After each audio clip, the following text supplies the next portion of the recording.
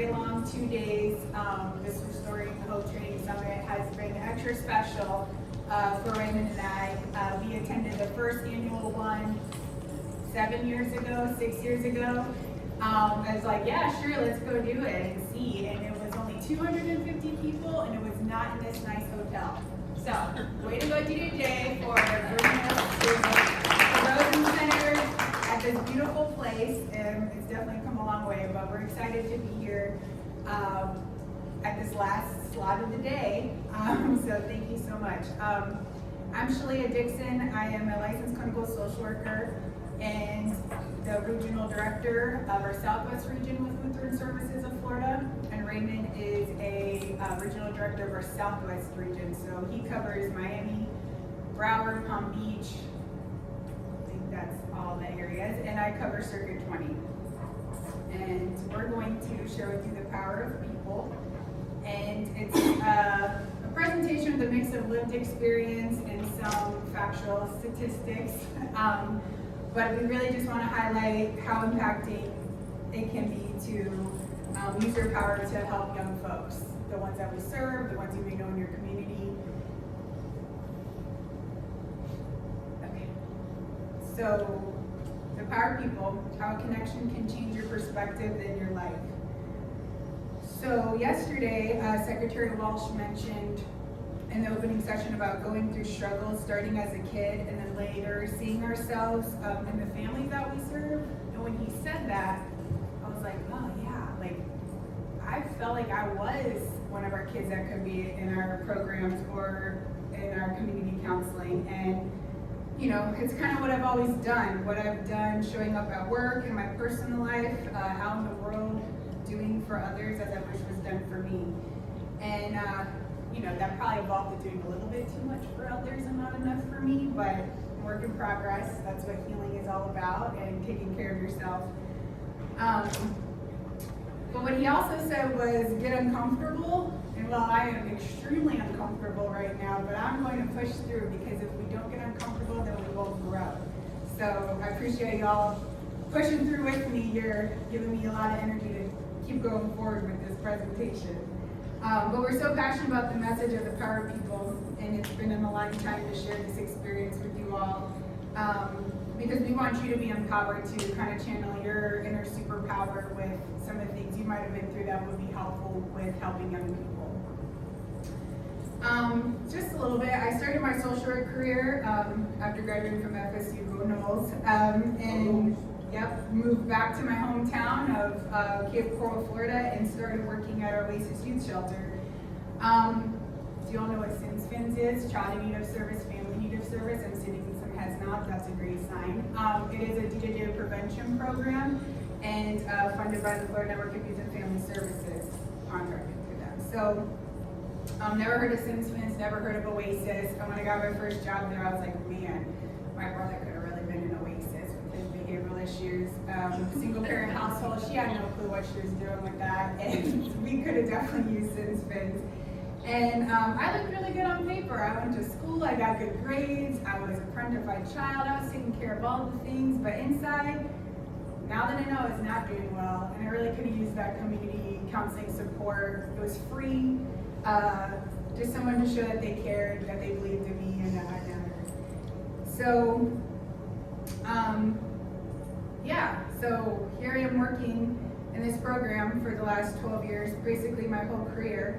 And my family didn't know what we didn't know. So, you know, I also want to highlight our programs that work with the 6 to 11-year-old population, because that's where it's at. When we talk about crime prevention, addiction prevention, suicide prevention, that emotional regulation, if you do that at 6 years old, man, what could I be regulating right now if I knew all those skills, right? I mean, I think I'm doing a pretty decent job, but it could be so much better had I known that back then. So, like I said, we're passionate about this, and I hope that kind of shines through. So, real quick though, with the mentoring piece and how people can change your life, people think of mentorship as this technical thing. I have to be this mentor, I have to be this role, and it's really just showing up and caring for other people, believing in other people. And we'll get into that shortly, but basically that's called a protective factor. And that's a huge thing that can help kids who have had adverse childhood experiences. So we put some little bullet points to probably keep me on track and guided, because I'm a short story long person. I don't know how to summarize that. So we know that the trauma-informed research demonstrates that even one positive, stable relationship with a caring adult can significantly reduce the long-term negative effects of adverse childhood experiences. And furthermore, it's on here so many times that a single, stable relationship with a caring adult reduces negative outcomes from ACEs. Y'all know what ACEs is, right? Adverse childhood experiences, the 10 questionnaire. Okay. This builds resilience and instills a sense of felt safety. It buffers the effects of toxic stress, promotes healthier brain development and stress response systems, enables youth to thrive despite past challenges. All right, so understanding ACEs. I'm gonna just give you a brief, because y'all nodded your head, I don't wanna bore you with that, but you know what ACEs are. And so my ACE score is a 7 out of 10. 7 out of 10 ain't bad, just gives me enough dark humor to find things pretty dark funny and relate to other people. I've kind of learned how to channel that pain into purpose and connecting with other people who, may have gone through some other things. A little divorce, a lot of a bit of mentally unstable adults, alcohol and addiction, domestic violence, emotional abuse, that feeling of love or that you're not seen, you don't matter, multiple moves. I mean, it's a lot of stuff when you sit back and think about it that these kids go through, that they're expected to go to school, make good choices, not get in trouble, connect with other people, all of these things. It's hard stuff. And so if you haven't ventured on your free time of exploring your own adverse childhood experience scores, or maybe you haven't, that's a beautiful thing too. Kind of reflect on that, how it impacts you showing up in the world. How does that help or hinder how you show up for yourself, for others? Just on your fun free time, just taking a look at a little childhood trauma. I want to share a little bit with the Florida Network. We utilize a tool called the Nirvana, and I know there's a presentation earlier on data. I don't know if anybody got to experience that, but I'm not a numbers nerd. But it's very fascinating on how we can reduce the risk factors and increase those protective factors. And so all of our programs utilize a Nirvana, which is a network inventory of risk, victories, and a needs assessment. And so we'll just share a little piece of this to really drive home the importance of gathering the ACEs data and then what we do with that, how we can actually help youth and families when they've been exposed to those adverse childhood experiences. But it was on the return of investment, and it's on the floриданetwork.org site. You can read it, it's published on there. But I just wanted to share that, summarizing this a little bit. So specifically with ACE exposures, this increases the risk of suicidal behavior, increase the odds of gang involvement by age 18, increase the odds of youth offending, and which lead to fast reoffending. Each ACE exposure, which there's 10, increases the odds of serious, violent, and chronic offending as a juvenile by 35%. Each additional ACE exposure by age 12 increases the odds that youth will be placed in a juvenile justice residential program by age 18 by 20%. ACE exposures are higher among Florida DOJ youth who are also victims of human trafficking. These are just, a few of the pieces, but I wanted to highlight that with the impact of us knowing ACEs and putting prevention programming in place, there's I always mess this up, but a $9.19 return on investment for every $1 spent on prevention services. I mean, my math's not mathing because I'm a social worker, but that's a big deal. That's a lot. So this is why it's so important, and that's why I was very repetitive of how those relationships and connections can help improve outcomes and help us support our youth. There's also in 2019 a research study that shows the significant impact of positive childhood experiences. So we have the adverse childhood experiences, and then there's positive childhood experiences. Those protective factors, if we can have more of those, we can reduce the risk factors. We can't change what's already happened, but we can definitely help change outcomes down the road, right? And so one of the, I think it's 7, don't quote me on that please, but one of the 7 says having 2 non-parent adults who genuinely care significantly impacts the way folks can connect down the road, how they can improve their emotional and mental health. So just think about that, 2 non-parents. All right, identifying barriers. So, we kind of need to take a look at our personal biases or assumptions, our lack of time or resources, any emotional fatigue or burnout.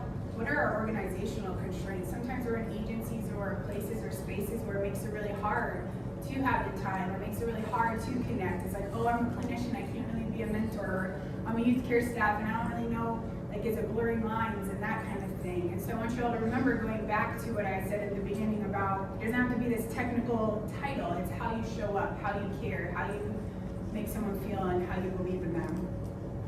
For me as a kid, it was difficult for me to connect with others. I might have been shy, probably looked aloof, a little weirdo, like what's going on, but it was hard. Love maybe wasn't safe, or there were strings attached to that. So maybe kids have a hard time connecting because they don't trust you. They don't think you're going to show up, or you're going to keep showing up, or you're going to be so busy you're not going to be there for them when they really need it most. So keeping those things in mind, and a lot of the things that our kids are going through, there's still stigma. There's stigma with addiction and alcoholism, divorced families, broken homes. I mean, maybe we don't use those words as much, or more mindful, but it's still a thing. So keeping in mind that if, kids maybe aren't so open to your love and kindness, that it's more about them than it is about you. And when we take that personal, we kind of have that projection, which reinforces that, why am I going to connect? They don't like me anyways. Or maybe I don't feel like I'm worthy of love anyhow, or that I'm a priority that someone could care about. So these are all these things that kids aren't going to say, but they may be experiencing that makes it hard for them to connect. So, I've heard of myself talking enough, and I have the pleasure of introducing you again to Raymond Ballinger, and he'll share more. But I've got the pleasure of getting to know him for the last 10 years working at Lutheran Services, and we spent a lot of car rides over the years going to different network events and different things within our job. A lot of silent car rides, because that's just what we do. We're just kind of don't share, don't talk, but talk about the power of people and just connecting and learning that someone who may not look like you, someone who may not talk like you, someone who's, coming from the city down to Fort Myers, I always say it's like country mouse and city mouse, Sesame Street, country mouse, city mouse, those types of things. And so, but really learning that you actually have way more in common with people than you thought, and that, things could be so parallel, but different at the same time. So, come on up, sir. Thank you. So, I'm not going to use the mic, but that's okay. It took us a long time to get here. It took me a long time to get here. And it didn't take me a long time to get here because I wasn't ready, but I think it took me a long time to get here, to share my ACEs, to share my testimony, because I was protecting myself. I never wanted to look back. I always wanted to keep going, looking forward, leading, providing, serving. And then all of a sudden we was here, and I was ready to share. And Shelia and I talked about this weeks ago. We presented an idea for a presentation, and I think we was kind of surprised when they said, hey, you guys were accepted, come and give your presentation. And then yesterday morning, as I was sitting in the opening session, and I was listening to Mr. Gil Nelson speak, and I was listening to how polished he was, how accomplished he was, all of the things that he had talked about and he had worked through, I kind of felt a little bit discouraged.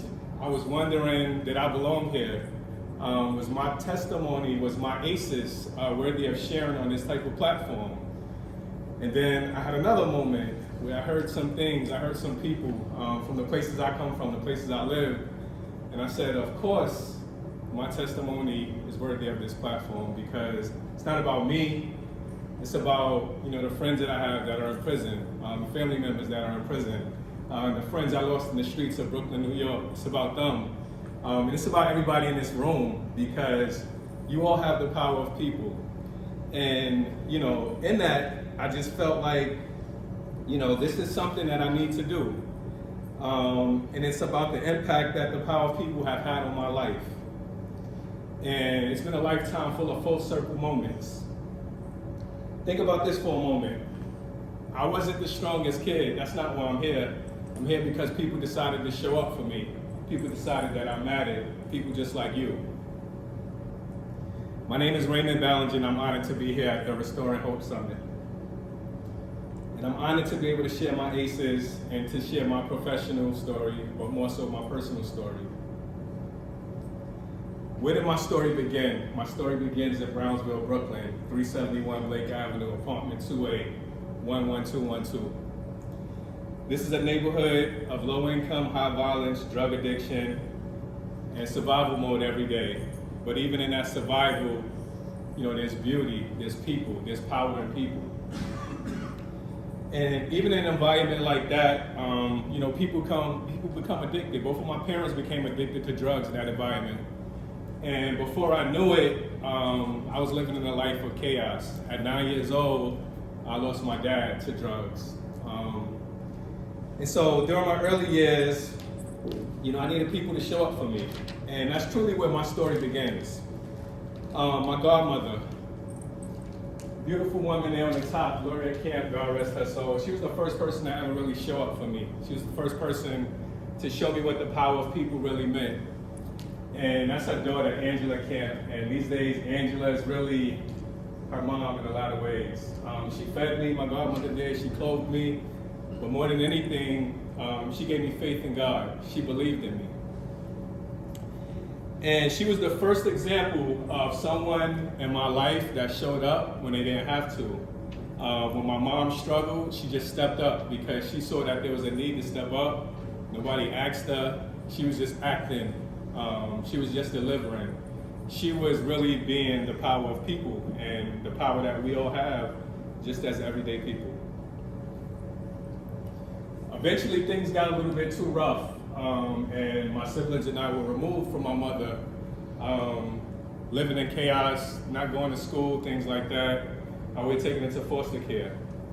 And there was two people who showed up for me, these case managers. Rory Francis and Carmen Wagner, two people who really helped change the direction of my life.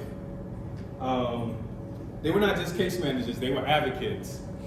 They believed in my family long before my family believed in ourselves. They believed that we could be restored long before we ever believed that. And they showed that in their actions every single day. There were visits on Saturday. Sometimes my mom didn't show up, but they never gave up. They never talked bad about her. They told us maybe something is going on. And eventually that belief, that faith, that showing up, they started to pour into my mother, and then she started to show up. And she started to come on Saturdays, and she started to be there for us. And that experience taught me something that I carry with me in my leadership today. That the system only works when the people inside of it care. All of us here are inside of the system in some form or another, and the only way it works is when we show up. And so every day I show up to work, I'm still a little kid that remembers those case managers that showed up for me. Because I was a kid in foster care, I received a scholarship. I received a scholarship to go to camp in Alton Bay, New Hampshire, a place far from Brooklyn, New York. And I did things at this camp that I never thought was possible. I was sailing, I was kayaking, I was hiking. I was surrounded by kids who never had to worry in their life about gang lines or gunshots. And that experience expanded my vision. It made me believe it was more than just Brownsville out there. It made me believe that there was much more than I could ever imagine. And that was the first time I really saw that things were different. even with that, my life has never been a straight line. I struggled in high school, emotionally, academically. I missed a lot of school, a lot of trauma and loss throughout my life. And eventually I found myself in an alternative school. And there's this guy right here, Dan Rossi at Satellite Academy High School in New York, New York. And he didn't look like me, he didn't talk like me. He had different beliefs than I had, but he believed in me. And he made me feel like, going to college was actually something that was real. And that's where everything kind of changed for me. College felt like something that wasn't, a fantasy. It felt like a reality for this kid from Brooklyn. I know we kind of skipped ahead, but if we can go back. Let's go back to This guy right here is really important to me as well.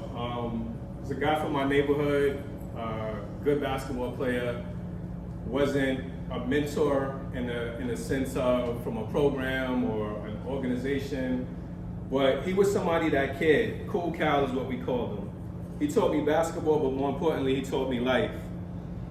He invested in me when he didn't have to, and he provided guidance when I needed it.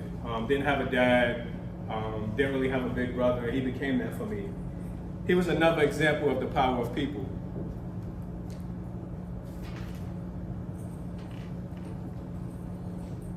So due to the support that I received from Mr. Dan Rossi in Satellite Academy High School, he successfully helped me enroll in college and took my talents to State University of New York at New Paltz.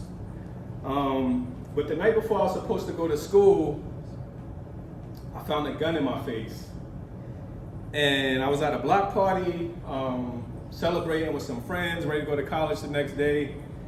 And I had a thought as the gun was in my face that I wasn't gonna make it. I wasn't gonna make it out. I was gonna be that kid on the news that they talked about and said, he was about to go to college the next day, but he didn't make it. But I did. Situation got de-escalated, resolved itself. And the next morning, packed up the car with my mom, a friend of hers, siblings, and a friend of mine, and we drove upstate about 2 hours from New York. And I never looked back, but I never forgot that moment. I never forgot that feeling. I graduated from New Paltz and I started working in juvenile justice. I entered the systems that once held me. Juvenile detention centers, served as a juvenile probation officer, and also worked in alternative educational programs. And then, ironically enough, I had a job reviewing foster homes, much like the ones that I once lived in. In 2015, I moved to the state of Florida. And I must say, it was one of the best decisions that I ever made. I started working for the Department of Children and Families, and I did that for about a year. And I was that guy that I was riding around and I was riding in cars with kids, and I really felt like that little kid that at one time in his life was sitting in the back seat with his siblings, kind of not knowing where we was going, just taking a long car ride away from everything that we knew. But I was no longer that scared little kid. Now I was advocating for these kids and supporting them and protecting them. And that was really a full circle moment for me. Today, I'm a regional director, as I mentioned, at Lutheran Services Florida.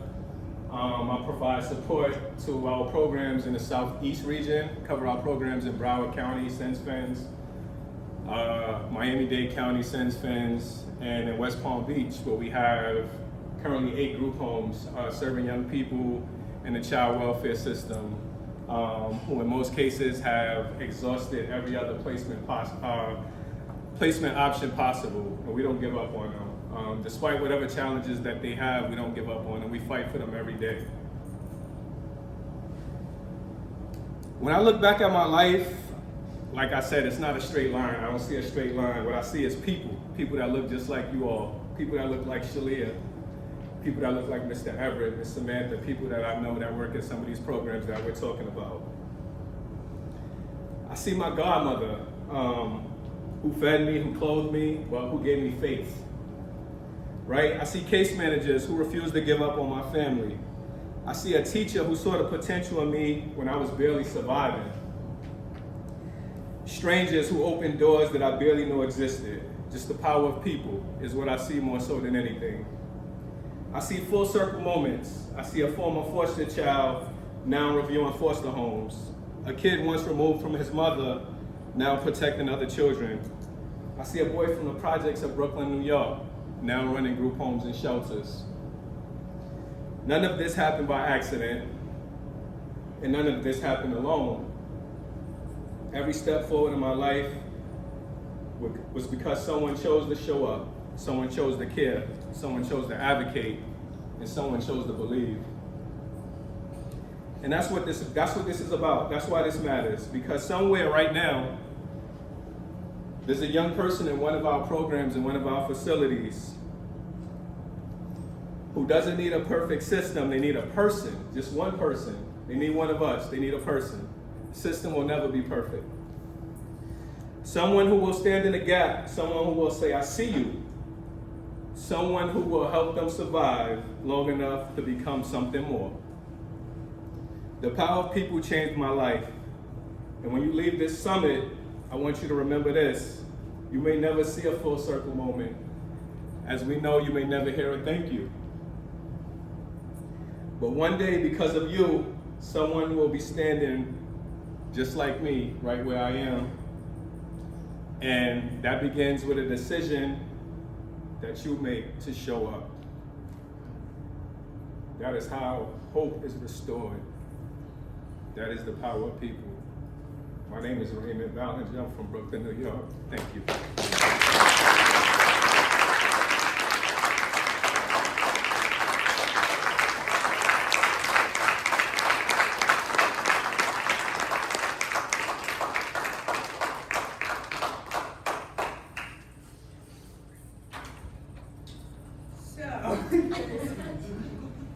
We did practice this a couple times, and I was like, I'm gonna have to take a moment and take some deep breaths because,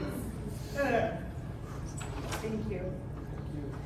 So we said in our PowerPoint that we would do a plan, and I don't know how to come back from that besides give y'all a plan or some pointers on being that power and how to, y'all have a superpower. You're gonna be here. You care. You show up. So I'll make it quick. We go through it so I can hit those objectives. But I was like, that's a mic drop moment. I'm not sure. So, but we do want to have some type of outline and a plan because I think again going back to thinking about mentorship and how it's I don't have time to mentor. I don't have time or I'm just not qualified enough or what can I offer? And it's yourself. And so I want you all to think for a moment. Think about a past mentor or someone who you felt believed in you. Just think about that. What did they embody? What did they do that made you feel cared about? So hold that. Then I want you to think about a youth you currently serve or you have served, or maybe one you think might need to be served, right? But that might need to get some of that support. Think about them. How old are they? Are they in detention? Are they on probation? In a shelter? In a group home? Are they out in the community? And what challenges does this youth face? I've got your beautiful notebooks. Y'all can write in it if you want to. Like, you can make this interactive. Or just soak this all in. Think about those ACEs. Think about what they might have gone through. Things that you might not even know about yet.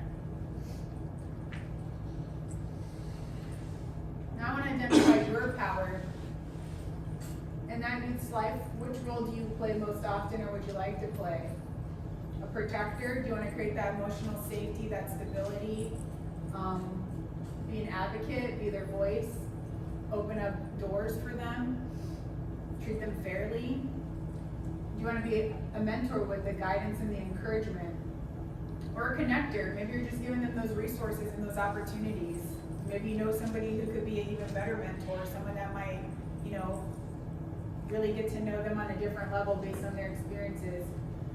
Or a believer, or that cheerleader, giving them that hope, those affirmations, letting them know they could do hard things, that you're there for them. And I want you to think about, we don't have to be all those things, we could be one of those things, it could be a little bit of everything, a little bit of, well, why does this role fit you? There's a reason one of those fall more in line with who you are.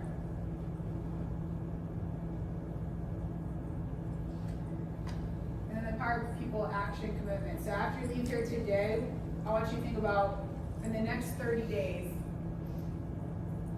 I will intentionally use my role as a advocate, projector, connector to help a youth by, and this just could be any youth, or you could do this to multiple youth, very informally.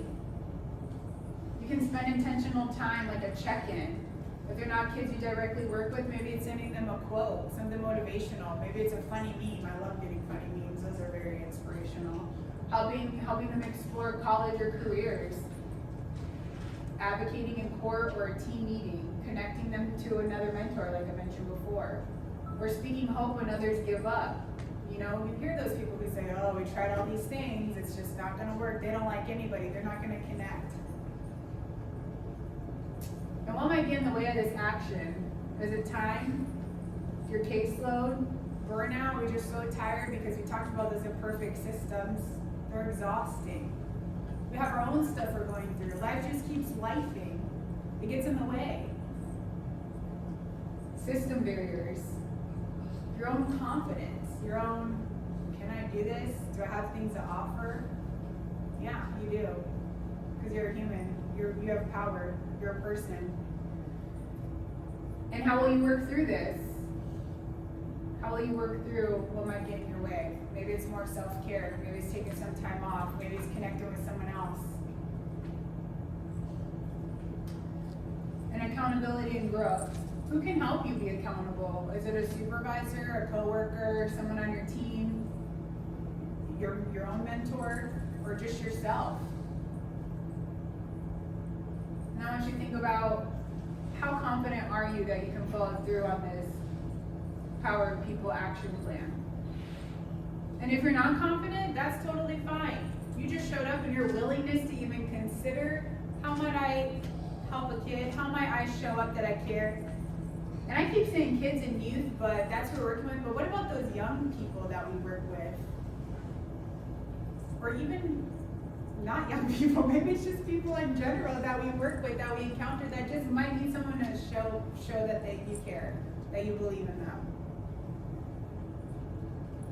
And so then I don't want to put on my habit of like, what can get you from not confident to very confident? Let's take a look at that. But let's take a look and kind of think about it. And then the system level reflection. What is one thing our system or agency could do to better support our youth? Or support you with the youth, right? These systems they got their flaws. They got their stuff going on. In the closing reflection, I want you to think about, after today, I better understand that the power of people means what? What does that mean to you? What are you going to do when you walk away with that new, deeper meaning?